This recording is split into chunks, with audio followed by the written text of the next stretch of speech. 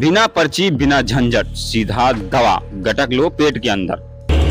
कभी डॉक्टर की पर्ची के बिना दवाई लेने की सोची थी? नहीं ना। लेकिन अगर आप स्वास्थ्य मंत्री राजेश शुक्ला की गृह जिले रीवा में रहते हैं तो यह आम बात है। यहाँ मेडिकल स्टोर पर नहीं बल्कि पान की गुमटी, चाय की दुकान और सड़क किनारे लगी रेहड़ियों पर आपको दवाइयाँ मिल जाएंगी।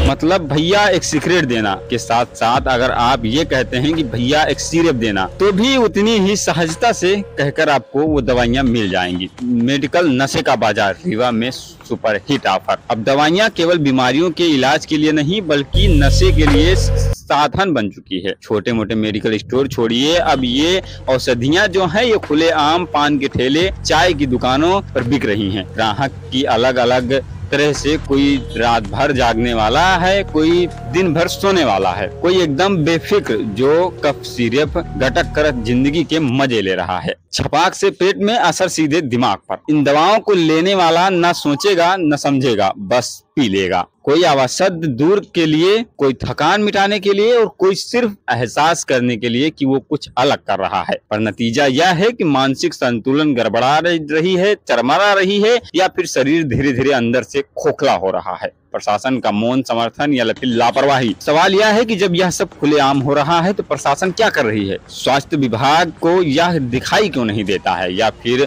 सब कुछ जानते हुए भी आंखें मूंद लेना ज्यादा फायदेमंद है? या फिर जब तक कोई बड़ी घटना नहीं होती तब तक सब कुछ चुप रहेंगे? आखिर इस पर करना क्या चाहिए? चलिए इस पर बात करते हैं थोड़ी सी, क्योंकि बेहद गंभीर मामला है। गैर कानूनी रूप से दवाइयां बेचने वालों पर सख्त कार्रवाई होनी चाहिए। सिर्फ लाइसेंस प्राप्त मेडिकल से ही दवाओं की बिक्री होने की अनुमति देनी चाहिए। जनता को जागरूक किया जाना चाहिए कि दवाइयां टाफी नहीं, जिसका मन हुआ वो खरीद ली। अगर यह सिलसिला नहीं रोका गया तो वो दिन दूर नहीं कि जब मेडिकल स्टोर बंद होकर नुक्कड़ गली के नशे की दुकानें बन जाएंगी और पूरा समाज चपेट में आ जाएगा। अब ये घटना बेहद रूह कपा देने वाली थी। बाकी देखते हैं आगे क्या कुछ इस पर सरकार जो है वो कार्रवाई करती है, क्या कुछ प्रशासन इस पर कार्रवाई करती है। बाकी इस खबर को दिया था हमारे साथी कीर्तिकांत मित्रा ने। बाकी मेरा नाम ऐसे ही बड़ी और लेटेस्ट खबरों की हमारे चैनल को सब्सक्राइब अवश्य करें। चलते हैं नए अपडेट के साथ, तब तक के लिए जय हिंद जय भारत।